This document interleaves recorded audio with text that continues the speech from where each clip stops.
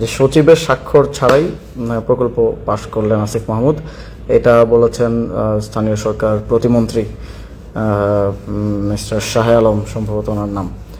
তো একটু ফাইলের প্রসেসটা বোঝা প্রয়োজন, যে মন্ত্রণালয় একটা ফাইল কিভাবে কোন প্রসেসে পাস হয়। প্রথমত আমি মিস্টার শাহ আলম যেটা বলেছেন সেটা উত্তরটা পরে আসছি।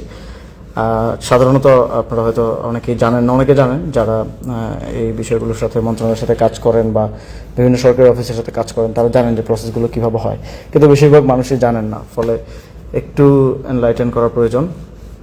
প্রথমে একটা ফাইল সাধারণত আমার জায়গা থেকে, আমি যে জায়গায় ছিলাম উপদেষ্টার জায়গায়, এখন মন্ত্রীর জায়গায় আছেন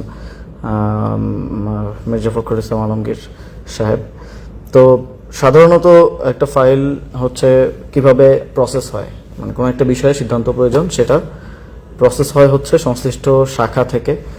যেমন স্থানীয় সরকার মন্ত্রণালয় সিটি কর্পোরেশন শাখা আছে, ওয়াসা শাখা আছে, সেই শাখার নিজস্ব একটা সেট আপ আছে। একজন অতিরিক্ত সচিবের নেতৃত্বে সাধারণত একটা শাখা কাজ করে থাকে। তো প্রথমত সেই শাখার উপসচিব ফাইলটা ইনিশিয়েট করে।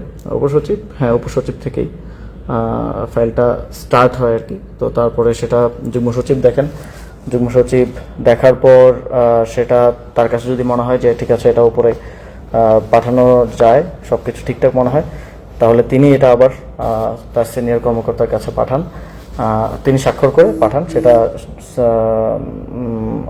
এডিশনাল সেক্রেটারির কাছে যায়, এডিশনাল সেক্রেটারি সেটা আবার নিজে দেখেন, সেটা পারফেক্ট থাকলে তিনি সেটা আবার সাইন করে সেটা সচিবের কাছে পাঠান। সচিব সেটা স্ক্রুটিনি করে সেটা উপদেষ্টা কিংবা মন্ত্রী যিনি দায়িত্বে আছেন তার কাছে পাঠিয়ে থাকেন, এবং তার স্বাক্ষরের পরে, তার স্বাক্ষরের সাথে সাথে কিন্তু সেটা অনুমোদন হয়ে যায় না, তার স্বাক্ষরের পরেও কাজ থাকে। মন্ত্রী কিংবা উপদেষ্টা স্বাক্ষরের পর তিনি স্বাক্ষর করে মার্ক করে দেন, যে তিনি চাইলে যে কাউকে মার্ক করতে পারেন, তিনি শাখাকেও মার্ক করতে পারেন, তিনি সরাসরি উপসচিবকেও মার্ক করতে পারেন, তিনি চাইলে সচিবকে মার্ক করতে পারেন, অতিরিক্ত সচিব, যুগ্ম সচিব, যে কাউকে মার্ক করতে পারেন।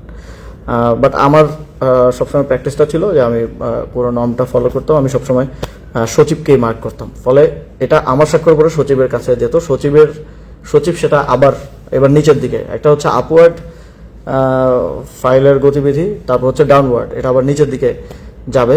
সচিবের পরে সচিব হয় সরাসরি উপসচিবকে দিয়ে দিবেন, অথবা অতিরিক্ত সচিব, তারপর যুগ্ম সচিব, তারপর উপসচিব, এভাবে ক্রোনোলজিক্যালি পাঠাবেন। উপসচিবের কাছে যাওয়ার পরে তারপর তিনি হচ্ছে অফিসিয়ালসদেরকে দিবেন এটা, বা তিনি হচ্ছে এটাকে করবেন, এটা নোটিশ আকারে দিবেন। যখন নোটিশটা আসে, গভর্নমেন্ট নোটিশটা আসে, তার মানে হচ্ছে এটা গভর্নমেন্ট নোটিশ কিংবা গভর্নমেন্ট অর্ডারটা আসে, তার মানে হচ্ছে এই ফাইলটা পাস হয়ে গেল আর কি। এটা মানে ইভেন আমার সাইন করার মধ্য দিয়েও পাস হয় না, এটা আরও প্রসেস আছে। তারপরে গিয়ে নোটিশ, যেটা গভর্নমেন্ট অর্ডার আকারে আপনারা দেখেন, সেটা আসা মানে হচ্ছে পাস হওয়া। তো এটা হচ্ছে প্রসেস, নর্মাল প্রসেস। এটা হচ্ছে যে কোনো জেনারেল ফাইলের, কিন্তু এখানে যেহেতু কথা হয়েছে প্রকল্পের, মিস্টার শাহ আলম বলেছেন যে কোনো একটা প্রকল্প সচিবের স্বাক্ষর ছাড়া পাস হয়েছে। তো আমার মনে হয় যে ওনারা তো হয়তো মাত্র 3 মাস হলো দায়িত্ব নিয়েছেন, নতুন হতে পারেন, হয়তো প্রসেস এখনও বুঝে উঠতে পারেন নাই। তো প্রথমত একটা প্রকল্প পাস হওয়ার ইয়াটাও আরও অনেক বেশি কমপ্লেক্স। যারা আসলে কাজ করেন, কাজ না করলেও জানেন, কারণ আপনার বাড়ির সামনে যখন রাস্তা করা লাগে, বা যখন বাড়ির সামনে বা হচ্ছে আশেপাশে যখন সড়কের কাজ হয় বা ছোটো ছোটো কাজ হয়, সরকারি কাজ, সেগুলো আপনারা জানেন কতটা স্লো হয়, কারণ এটার প্রসেসটা অনেক লেংদি, অনেক লম্বা। তো সেটার প্রসেসটা আমি আরেকটু বুঝাই, যে প্রথমত একটা প্রকল্প নেওয়ার যদি নীতিগত সিদ্ধান্ত হয় যে এই বিষয়ে একটা প্রকল্প গ্রহণ করা হবে, তখন ফার্স্টে হয় ফিজিবিলিটি স্টাডি। ফিজিবিলিটি স্টাডিটা সংশ্লিষ্ট সংস্থা করে, যেমন স্থানীয় সরকার মন্ত্রণালয়ে স্থানীয় সরকার ইঞ্জিনিয়ারিং ডিভিশন যেটা আছে, প্রকৌশল বিভাগ, যেটা স্থানীয় সরকার প্রকৌশল বিভাগ আপনার বাড়ির আশেপাশে ছোট রাস্তা থেকে শুরু করে কালভার্ট থেকে শুরু করে এই কাজগুলো সাধারণত স্থানীয় সরকার প্রকৌশল বিভাগ সারা দেশে করে থাকে, এবং সেটা ফিজিবিলিটি স্টাডি হয় আর কি। ফিজিবিলিটি স্টাডিটার ক্ষেত্রে অনেক স্টেক হোল্ডার ইনভলভ, এখানে জেলার এক্সিএন, উপজেলা ইঞ্জিনিয়ার থেকে শুরু করে এলজিইডি ডিপার্টমেন্টের, এটা কিন্তু মন্ত্রণালয় না, এটা এলজিইডি আলাদা একটা ডিপার্টমেন্ট, ইঞ্জিনিয়ারিং ডিভিশন, যেটার চিফ থাকেন একজন চিফ ইঞ্জিনিয়ার, তিনি সেটার প্রধান। তো সেখানে এটা নিয়ে ফিজিবিলিটি স্টাডি হয়। ফিজিবিলিটি স্টাডিতে যদি মনে হয় যে ঠিক আছে এই প্রকল্পের কার্যকারিতা বা প্রয়োজনীয়তা রয়েছে, সেক্ষেত্রে প্রায়োরিটি বিবেচনা ওই প্রকল্পটাতে হাত দেওয়া হয়, প্রকল্পটা নেওয়া হয়। নেওয়ার পরে ওইটার একটা ডিপিএম প্রস্তুত করা হয়। ওইটার একটা মানে প্রকল্পে কি কি কাজ হবে, বাজেট এস্টিমেট থেকে শুরু করে পুরো ডিটেলস সহ একটা ডিপিএম তৈরি করা হয়। এবং সেটা এই প্রকল্পটা যখন চিফ ইঞ্জিনিয়ারের স্বাক্ষর নিয়ে, মানে চিফ ইঞ্জিনিয়ারের এটা যখন অনুমোদন করে দেন যে ঠিক আছে এটা নেওয়ার জন্য যিনি প্রস্তুত এবং এটা নিতে চায়, তখন এটা আসে মন্ত্রণালয়ে, স্থানীয় সরকার প্রকৌশল বিভাগ থেকে মিনিস্ট্রিতে আসে। মিনিস্ট্রিতে ওই সেম প্রসেস, যে শাখা, বিভিন্ন শাখার মাধ্যমে এটা আসার কথা। তো এই শাখার মাধ্যমে যখন এই যে স্থানীয় সরকার প্রকৌশল বিভাগ যে শাখা ডিল করে, ওই শাখায় যখন আসে, তখন এটা নিয়ে ফার্দার একটা প্রকল্প নেয়ার ক্ষেত্রে একটা কমিটি আছে, এক না একাধিক কমিটি থাকে সাধারণত, যেটা সাধারণত সচিব হেড করে আর কি। সাধারণত সচিব অথবা সচিব যদি চান তাহলে তিনি যে কোনো অতিরিক্ত সচিব বা অন্য কাউকেও দায়িত্ব দিতে পারেন। একটা প্রকল্প পাশ করার বিষয়ে একটা কমিটি থাকে। তো সেই কমিটিতে আলোচনার ভিত্তিতে সেখানেও যদি অ্যাগ্রিড হয় যে ঠিক আছে এই প্রকল্পটা আমরা নিব, তখন ওই প্রকল্পটা আসলে ওইটা পাস হয় এবং সেটার ফাইল ওয়ার্কটা স্টার্ট হয় আর কি। তো তখন আবার ওই যে উপসচিব, যুগ্ম সচিব, অতিরিক্ত সচিব এবং সচিব পার হয়ে উপদেষ্টা কিংবা মন্ত্রীর কাছে ফাইলটা আসে। তখন মন্ত্রীর স্বাক্ষর হওয়ার পরে সেটা আবার ডাউনওয়ার্ড যায়। তো একটা প্রকল্প আপনারা জানেন যে আরও কমপ্লেক্সিটি আছে। প্রকল্প বিষয়ক যখন কমিটি বসে মিটিংয়ে, তখন তারা দেখে যে এটার সাথে অন্য কোনো মন্ত্রণালয় ইনভলভ কিনা বা অন্য কোনো মন্ত্রণালয়ের মতামত নেওয়া প্রয়োজন কিনা। যেমন একটা রাস্তা করা হবে, তখন দেখা হয় যে এটা এনভায়রনমেন্টের কোনো ক্ষতি করতে পারে কিনা, গাছ কাটা পড়ছে কিনা, সেক্ষেত্রে এটা এনভায়রনমেন্ট মিনিস্ট্রি ইনভলভ থাকে। তো ভূমি মন্ত্রণালয় ইনভলভ থাকে, কারণ জমি জমার বিষয় আছে, জমি জমা কেনা না কেনা। তো এরকম আরও স্টেক হোল্ডার ইনভলভ আছে, তাদেরকে নিয়ে এবার আন্তঃমন্ত্রণালয়ের বৈঠকও প্রয়োজন পড়তে পারে মাঝে মধ্যে, কখনো কখনো। তো সেটাও করা হয়, সেটা সচিবের নেতৃত্বে যেই প্রকল্প যে কমিটি থাকে সাধারণত, সেই কমিটির মাধ্যমে হয়। তো তারপরে এটা উপদেষ্টার কাছে আসে। উপদেষ্টা চূড়ান্ত অনুমোদন দেওয়ার পর সেটা তারপরে প্রসেস আছে। উপদেষ্টা চূড়ান্ত অনুমোদনের পর এই প্রকল্পটা যায় পরিকল্পনা কমিশনে। আপনারা জানেন যে আমাদের যেই পরিকল্পনা কমিশন আছে, সব প্রকল্প সব মন্ত্রণালয় থেকে অবশ্যই পরিকল্পনা কমিশনের মাধ্যমেই পাস হতে হয়। একেবারে ছোট প্রকল্প হলে সেটা মন্ত্রণালয় নিজেই নিতে পারে, কিন্তু বড় প্রকল্পগুলো, মাঝারি প্রকল্পগুলো পরিকল্পনা কমিশনে পাস হয়।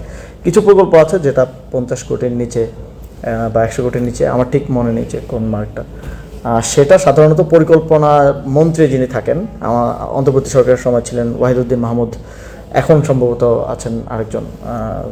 তো মন্ত্রী যিনি থাকেন তারপর যে নিষ্পত্তিযোগ্য হয়, 50 কোটি টাকার প্রকল্প হলে সে নিজেই আসলে দেখে নিষ্পত্তি করে দিতে পারে। আবার এটা তার পর্যায়ে যাওয়ার আগেও কিন্তু পরিকল্পনা কমিশনেও, পরিকল্পনা মন্ত্রণালয়েও, সেখানেও আবার সচিবের নেতৃত্বে, বা সেখানে তো অনেক সচিব, প্রায় 12 থেকে 15 জন, তাদের কোনো একটা কমিটির নেতৃত্বে আবার স্ক্রুটিনি হয়। স্ক্রুটিনি হওয়ার পরে তারা যখন দেখে যে এটা ঠিক আছে, এটা পাঠানো যায়, তখন তারা তাদের উপদেষ্টা কিংবা মন্ত্রীর কাছে পাঠায়, তিনি অনুমোদন দেন। আর যদি প্রকল্প বড় প্রকল্প হয়, সেক্ষেত্রে আপনারা দেখে থাকবেন নিউজে সবসময় যে মাঝে মধ্যে মাসে 2বার এই মিটিংটা হয়, মাঝে মধ্যে 1বার হয়, মাঝে মধ্যে 2 মাসেও হয়। একনেকের যে বৈঠক হয়, দেখবেন যে এইবারের একনেকে 3000 কোটি টাকার, 5000 কোটি বা 20,000 কোটি টাকার প্রকল্প অনুমোদন, বা এতগুলো 27টা, 20টা বা 10টা বা 5টা প্রকল্প অনুমোদন হয়। আপনাদের আমরাও যখন দায়িত্বে ছিলাম, ডক্টর মোহাম্মদ ইউনূসের নেতৃত্বে সেই একনেক বৈঠকটা হতো।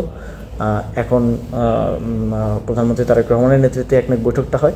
তো প্রকল্পটা লাস্ট পাস হয় কিন্তু একনেকে, এবং তার মাধ্যমে তারপর এটার এক্সিকিউশনে সংশ্লিষ্ট মন্ত্রণালয়কে যখন একনেক থেকে জানানো হয় এই প্রকল্প পাস হয়ে গেছে, নির্দেশনা আসে, তখন মন্ত্রণালয় ওই প্রকল্প বাস্তবায়নের উদ্যোগটা গ্রহণ করে সাধারণত।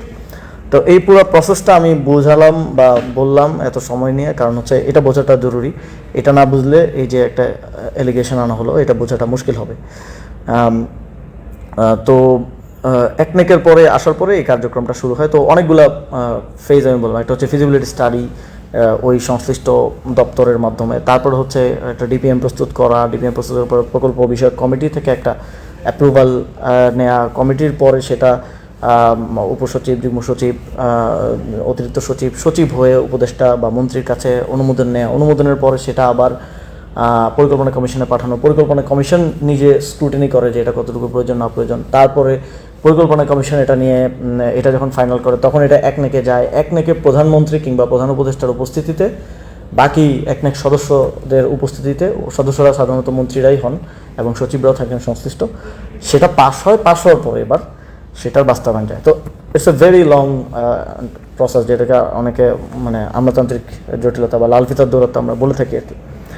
তো উনি যে কথাটা বললেন যে সচিবের অনুপস্থিতিতেই বা সচিবের স্বাক্ষর ছাড়া ফাইল পাশ করলেন উপদেষ্টা, মানে অবৈধভাবে, এই ধরনের একটা কথা উনি বলার চেষ্টা করেছেন। আমার মনে হয় এটা নিয়ে আরও বেশি ক্লারিটি মানে প্রয়োজন, যে কোন ফাইল, এক্স্যাক্টলি কোন ফাইল। যদি মানে এটা তো অন পেপার থাকার কথা যে ফাইলেই স্বাক্ষর থাকবে, ঠিক আছে, একটা ফাইলে আমার স্বাক্ষর আছে, সচিবের স্বাক্ষর নাই। মাঝে মধ্যে যেটা হয় যে সচিব যদি কোনো বিদেশ সফর থাকে, সাপোজ সচিব কোনো বিদেশ সফর আছে, তাহলে সাইনটা কে দিবে সচিবের অনুপস্থিতিতে? তখন অতিরিক্ত সচিব একজনকে সিনিয়রিটির ভিত্তিতে, সাধারণত যিনি সিনিয়র থাকেন তাকে সচিবের রুটিন দায়িত্ব প্রদান করা হয় সচিব বিদেশ যাওয়ার আগে। এটা উপদেষ্টার বা মন্ত্রীর স্বাক্ষরই হয়ে থাকে যে অতিরিক্ত সচিবকে সচিবের অনুপস্থিতিতে রুটিন দায়িত্ব প্রদান করা হলো। তখন তিনি ফাইল ওয়ার্কগুলো কন্টিনিউ করে থাকেন এবং রান করে থাকেন। তো সচিবের অনুপস্থিতি হইলেও সেখানে অতিরিক্ত সচিবের অবশ্যই স্বাক্ষর থাকার কথা। আচ্ছা ঠিক আছে, আপস্ট্রিমে কোনো ফাইল সচিবের স্বাক্ষর ছাড়া বা সচিবের টেবিল না হয়ে উপদেষ্টা কিংবা মন্ত্রীর টেবিলে আসারই কথা না, আসাই সম্ভব না। এটা অনুমোদন দেওয়া তো অনেক দূরের আলাপ। আবার সচিবের সংশ্লিষ্টতা আরও অনেকগুলো জায়গা আছে, একনেকে সচিবের উপস্থিতি থাকতে হয়। তারপর যেই কমিটি, এই যে প্রকল্প বিষয়ক যে কমিটি, প্রকল্প পাশ করার জন্য যে কমিটি ইটসেলফ রিপোর্ট করা হচ্ছে সচিবের কাছে, বা ওই কমিটির ক্ষেত্র বিশেষে সচিবই প্রধান থাকেন আর কি। তো সচিবের মানে জিনিসটা সাউন্ড লাইক যে সচিবকে না জানিয়ে বা গোপন রেখে একটা প্রকল্প পাশে গেলে ইটস ইম্পসিবল। একটা প্রকল্প তো আপনি মুখ দিয়ে বললেন হয়ে গেলো এরকম না। একটা প্রকল্প ফিজিবিলিটি স্টাডি, টিপিএম করে ছোট থেকে ছোট প্রকল্প 1 থেকে 1.5 মাস 2 মাস সময় লাগে, যদি একেবারে লাকি হয় কেউ যে এই সময়ের মধ্যে নিতে পারে, আর না হলে সম্ভব না এটা নেয়া। তো সচিবের আমি একটু ক্ল্যারিটি চাইবো মিস্টার শাহ আলমের কাছে, যে তিনি যদি যথেষ্ট সৎসাহস রাখেন, আই বিলিভ যে তিনি ওই ফাইলটা, প্লিজ কাইন্ডলি, যে এই ফাইলটা সচিবের ছাড়া, বিশেষ করে প্রকল্প, মানে যখন উনি প্রকল্প বলেন তখন তো আমি আরও অবাক হই। একটা ফাইল হতে পারে যে সচিব দেশে নাই, অতিরিক্ত সচিবের স্বাক্ষরের পরে আসলো, আমি এবার স্বাক্ষর করলাম, অতিরিক্ত সচিবের মাধ্যমে চলে গেল, হুইচ ইজ অলসো লিগাল। মানে কোনো কিছু যদি মনে হয় যে এটা আরেকটা ক্লজ আছে, যে কোনো কিছু যদি মনে হয় যে গুরুত্বপূর্ণ, জনগুরুত্বপূর্ণ কোনো একটা বিষয়, এখন সচিব উপস্থিত নাই, সচিব দেশের বাইরে, বা সচিব ছুটিতে আছে একদিনের, বা সচিব তার বাড়িতে গেছে, তার মা অসুস্থ বা সামথিং হইতেই পারে। তো এই 1 দিন বা 2 দিনের জন্য কাউকে অতিরিক্ত সচিবের দায়িত্ব দেওয়া হয় নাই, কারণ 1 দিন 2 দিন ফাইল ক্যান ওয়েট। তো যদি এরকম হয় তাহলে কি?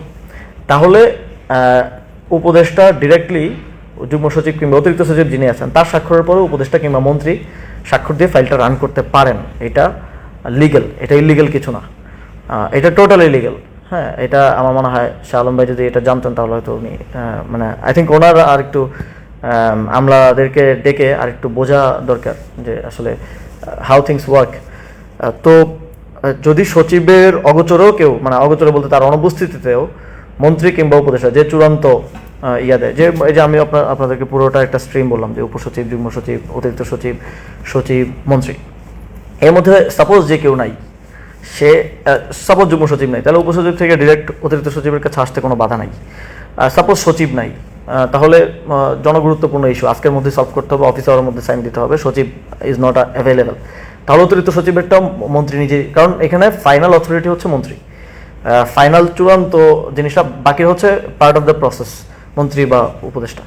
তো তিনি কিন্তু দিতে পারেন, এটা লিগ্যাল, এটা ইলিগ্যাল না, এটা অবৈধ না। তো সেরকম যদি হয়েও থাকে তাহলে সেটা দেখতে হবে। কিন্তু এটা জিনিসটা সাউন্ড লাইক এমনভাবে সাউন্ড করছে ওনার বক্তব্যটা বা শিরোনামগুলা, যে সচিবকে গোপনে রেখে বা অগোচরে রেখে। তো আমি আবার এই নিউজটা দেখার পর আমি যোগাযোগ করলাম, যিনি সচিব ছিলেন আমি যখন দায়িত্বে থাকাকালীন, তিনি এখন ওএসডি অবস্থায় আছেন। তাও ওএসডি হয়েছেন আমি যতটুকু জানতে পেরেছি যে এই প্রতিমন্ত্রী এবং মন্ত্রীর মারামারিতে, যে কার অর্ডার শুনবে। আমি আপনারা হয়তো শুনবেন আমার অনেক বক্তব্য আমি বলি যে এখন অ্যাডমিনিস্ট্রেশন বুঝতেছে না যে কার অর্ডার শুনবে। তো এই দুইজনের মারামারিতে, দুইজনের অন্তর্কোন্দলের কারণে বেচারা সচিবকে ওএসডি করা হয়েছে। যাই হোক, উনি বিএনপিপন্থী লোকই ছিলেন আমার জানা মতে। তো তার সাথে আমি কথা বললাম যে আসলে এরকম কোনো ফাইল কিছু হওয়ার কি সুযোগ আছে কিনা। তো তিনি বললেন এরকম কোনো ফাইল কিছু হওয়ার সুযোগ নেই, যদিও এটা লিগ্যাল, এটা করা যাবে, কিন্তু এরকম কোনো কিছু আমাদের হয় নাই। আমরা এটাকে ওয়েট করাইছি, প্রয়োজন আমরা একটু সময় নিছি, অথবা মাঝে মধ্যে এটাকে এখানে কিছু লুপ হোল থাকে, লুপ হোল লাইক যে আপনি সাইন দিয়ে দিলেন, পরে এটাকে কারেক্ট করার জন্য সচিব পরের দিন ব্যাক করলো, কিন্তু সে ব্যাক ডেটে সাইন করলো। সাপোজ আজকে সচিব নাই, বাট সচিবকে আমরা অন লুপ রাখতে চাই, তাহলে কি করা যায়? এটা আমি সাইন করে দিলাম, সচিব পরের দিন ব্যাক ডেটে সাইন দিল। তো এই প্র্যাকটিসটা লিগেল কি লিগেল আমি শিওর না, কিন্তু এই প্র্যাকটিসটা আছে, এটা অ্যাডমিনিস্ট্রেশনের মধ্যে বিভিন্ন পর্যায়ে এই প্র্যাকটিসটা আছে। অনেক সময় আমি নিজেও দেখেছি যে মাঝখানে কোনো একটা পদক নাই, ইভেন প্রধান উপদেষ্টা বা প্রধানমন্ত্রী, তার দ্রুত ডিসিশন প্রয়োজন, তাহলে এটা, এবং অনেক ক্ষেত্রে হয় কি স্বাক্ষর ছাড়াই সবার সম্মতি নিয়ে, সবার কনসার্ন নিয়ে, যে সবার কনসার্ন আছে, মোবাইল ফোনে তো অ্যাক্সেস যোগাযোগ করাই যায়, সম্মতি নিয়ে ফাইল রান করে দেওয়া হয়, যে কাজটা হয়ে যাক, গভর্নমেন্ট অর্ডার ইস্যু করে দেওয়া হয়, স্বাক্ষরটা পরে নেওয়া হয়, পরে ব্যাকডেটে নিয়ে এটা কারেক্ট করে দেওয়া হয়। তো আমি আসলে ক্লিয়ার না, আমি আহ্বান জানাবো যে মিস্টার শাহ আলম, আপনি প্লিজ দয়া করে এক্স্যাক্ট কোন ফাইল এটা ক্লিয়ার করেন, এটা ধোঁয়াশা রাখার বা এটা ইয়া রাখার কিছু নাই। I am willing to answer. If you have any doubt about any files, you can call me. I'm available. I will go to your office, Sanghay Sarkar Mantranalay, and if you want এটা পাবলিকও করা যায়, if you want মিডিয়ার সাথে রেখে, ঠিক আছে, I'm okay. এটা আমার মনে হয় যে এটা মন্ত্রণালয়ের উচিত হবে, যেটা একজন প্রতিমন্ত্রী এই কথাটা বলেছে, তার কথার ভারিক্যা চাই, বিলিভ তিনি সেটা বোঝেন, তো তিনি এটা ক্লিয়ার করবেন যে কোন ফাইলে হয়েছে, এবং তিনি সেই ফাইলটা শেয়ার করতে পারেন publicly. And I am challenging যে আপনি শেয়ার করেন যে কোন ফাইলে ইলিগালি সচিবকে অগোচরে রেখে উপদেষ্টা স্বাক্ষর করেছে। তো আই থিঙ্ক এটা কোয়াইট ক্লিয়ার, আমি আমার জায়গা থেকে করার সর্বোচ্চ চেষ্টা করেছি। অ্যান্ড আমি দাবি জানাবো যে এই অ্যাম্বিগুইটি যখন কেউ রাখে, তখন আসলে বোঝা যায় যে তার মধ্যেই কোনো না কোনো একটা সমস্যা আছে। কোনো অ্যাম্বিগুইটি না রেখে ইউ মাস্ট ক্লারিফাই যে কোথায় হয়েছে। বাংলাদেশের মানুষের জানার অধিকার আছে, যদি আসিফ মাহমুদ কোনো ফাইলে অনিয়ম করে থাকে তাহলে সেটা অবশ্যই বাংলাদেশের মানুষের জানা উচিত। তাহলে সেই ফাইলটা প্লিজ আমাদের সামনে উত্থাপন করেন, বাংলাদেশের মানুষের সামনে উত্থাপন করেন, এটা শো করেন। এবং যেটা উনি বলছেন যে প্রকল্প, যারা ভাই সরকারের সাথে বিভিন্ন প্রসেসে কাজ করেছেন বা কাজ করেন বা সংশ্লিষ্ট থাকেন, স্টেক হোল্ডার আছেন, তারা খুব ভালোভাবে জানেন যে এই ফিল্টার কোথায় লাগলো আচ্ছা, তারা খুব ভালোভাবে জানেন যে এটা একেবারেই ইম্পসিবল, কোনো প্রকল্প পাশ করাই সম্ভব না সচিবের অগোচরে রেখে। কারণ সচিবের একটা প্রকল্পের সাথে তার এঙ্গেজমেন্ট অনেক বেশি উপদেষ্টা কিংবা মন্ত্রীর থেকে, অনেক বেশি, তার প্রতিটা পরতে এটার সাথে কানেক্টেড থাকা লাগে। একেবারে মন্ত্রীর কাছে আসা থেকে পরবর্তীতে পাশ এবং বাস্তবায়নের দায়িত্বটাও তার থাকে। ওভারলুক করা কোনো কিছু যদি ইভেন মন্ত্রী, প্রতিমন্ত্রী বা উপদেষ্টার চক্ষুগোচর নাও হয়, স্বাভাবিক, মন্ত্রী তো সাধারণত পলিটিক্যাল পার্সনরা হয়, তাদের পলিটিক্যাল কাছ থেকে বিভিন্ন কিছু, বাট সচিব বেশ সব কিছু অবগত থাকা লাগে, সব কিছু তার কনসার্নে থাকা প্রয়োজন। তো আমাদের ইভেন ছোট থেকে ছোট ফাইল, এটা অন্যান্য মন্ত্রণালয়ের প্র্যাকটিস আছে যে দ্রুততার স্বার্থে কি করে, যে আমার কাছে আসলে চূড়ান্ত অনুমোদন আমি দিলাম, দিয়ে এটা পাঠিয়ে দেওয়া হয় উপসচিবের কাছে ডিরেক্টলি। কারণ এটা 3-4টা টেবিল ঘুরতে গেলে এটা লাল ফিতার দৌড়াতে তৈরি করে, এটা সময় নেয়। কিন্তু আমি এই প্র্যাকটিসটা করতাম ফার্দার ক্লিয়ারেন্সের জন্য, যাতে কোনো ধরনের অ্যাম্বিগুইটি বা কোনো ধরনের ইয়া না থাকে। সেজন্য আমি সবসময় সচিবকে মার্ক করতাম, আমার স্বাক্ষরের পরে আমি সচিবকে মার্ক করতাম, সচিবের কাছে যেত, সচিব তারপরে সংশ্লিষ্ট ডেস্কে মার্ক করে দিতেন, তো সেখানে চলে যেত ফাইলটা। তো আমি আমার সময়ে যিনি সচিব ছিলেন তার সাথে কথা বলেছি, তিনি বলছেন এমন কিছু হওয়া সম্ভব না, যেহেতু এখন যারা সচিব ছিলেন আমার সঙ্গে দায়িত্বে তারা রাষ্ট্রেরই কর্মকর্তা এবং রানিং কর্মকর্তা। তো মন্ত্রণালয় বা সরকার চাইলে তাদেরকে দিয়েও স্টেটমেন্টটা দেওয়ানো যায় যে আসিফ মাহমুদ কোন স্পেসিফিক ইনস্ট্যান্সে যে সচিবকে অবগত না করে বা সচিবের স্বাক্ষর ছাড়াই স্বাক্ষর করে দিয়েছেন। এবং আই থিঙ্ক যে ফাইলটাও আপনাদের শো করা উচিত, এবং এখানে কি ইলিগাল কি হয়েছে সেটাও আরও ক্লিয়ার রাখা উচিত। মানে আমি দেখছি যে এই সরকার বা স্থানীয় সরকার মন্ত্রণালয়ে আজকে ওই নিউজটা পড়তে গিয়ে আমি দেখলাম যে পিরোজপুরের একটা দুর্নীতির ঘটনা নিয়েও তিনি বলেছেন যে কাজ না করেই টাকা উত্তোলন করা হয়েছে। তা আপনাদের মনে থাকার কথা বা আপনারা সার্চ করলেই পাবেন, এই সংক্রান্ত একটা প্রেস ব্রিফিং আমি করেছিলাম যে পিরোজপুরের যেই ঘটনা, যেই দুর্নীতিটা হয়েছিল সেটা আমরা মন্ত্রণালয়ের পক্ষ থেকে একটা তদন্ত কমিটির মাধ্যমে তদন্ত করে বের করেছিলাম এবং টাকার পরিমাণ সহ আমরা দুদককে জানিয়েছিলাম যে আপনারা এটার বিরুদ্ধে ব্যবস্থা নেন এবং ফার্দার আপনারা ইনভেস্টিগেশন করেন। মন্ত্রণালয়ের ইনভেস্টিগেশনের পরে সেটা প্রেস ব্রিফিং করে আমরা জানিয়েছিলাম। তো একই প্রকল্পের কথা উনি একই প্রকল্পের কথাই কিন্তু বলছেন, আলাদা কিছু বলছেন না। তো ওই সরকারের পূর্ববর্তী সরকারের সময়ে কি কি অনিয়ম হয়েছে, কী কী দুর্নীতি হয়েছে, অবশ্যই মন্ত্রণালয় যদি চায় সেটা তারা স্ক্রুটিনি করতে পারে, তারা এটা তদন্ত করতে পারে। আমি আমার সময় আমি নিজেও করেছিলাম এবং আমরা যেটা বের করেছিলাম পিরোজপুরের ঘটনাটা, সেটাই ওনারা এখন সেল করছেন এবং একটু পলিটিক্যাল রং দেওয়ার জন্য হয়তো আমার নামটা এখানে মানে এঙ্গেজ করেছেন, বলেছেন যে আসিফ মাহমুদ সচিবের স্বাক্ষর ছাড়া। তো আমি এটা ক্লিয়ারিটি চাই মন্ত্রণালয়ের পক্ষ থেকে। আই থিঙ্ক মন্ত্রণালয় এই বিষয়ে অ্যাকাউন্টেবল বলতে আমার যদি কোনো অপরাধ থাকে আমাকে অ্যাকাউন্টেবল করবে। তারা এটা বাংলাদেশের মানুষের কাছে খুব ক্লিয়ারলি দেখাবে যে কোন ফাইলে এই অনিয়মটা মানে হয়েছে। এটা আমি চ্যালেঞ্জ করছি মিস্টার শাহ আলমকে। তার যদি সৎসাহস থাকে, সে যদি তার যে স্টেটমেন্টে স্ট্যান্ড করে, তাহলে আগামীকালকে তো office day, I think last office day, তো আগামীকালকের মধ্যে তিনি এই ফাইলটা জনগণের সামনে স্পষ্ট করবেন এবং উত্থাপন করবেন। I am challenging him and as well also I want to challenge mister Mirza Fakhrul Islam Alamgir, যেহেতু উনি মন্ত্রণালয়ের মন্ত্রী হচ্ছে সর্বোচ্চ দায়িত্বে যিনি থাকেন। তো আই বিলিভ যে তিনি এই বিষয়টার দায়িত্ব নেবেন এবং তিনি এটা পাবলিক করবেন। আর যদি তারা সেটা না করে, তাহলে আমি মনে করবো যে আমাকে এটা ব্যক্তিগতভাবে হেয় প্রতিপন্ন করার জন্য, আক্রমণ করার জন্য তারা এটা করেছে। আর যদি তাদের মধ্যে সেই সৎসাহসটা থাকে, তারা যদি সত্য বলে থাকে, তাহলে তারা এটা আসলে ক্লিয়ার করবেন, এই ফাইলটা দেখাবেন। এবং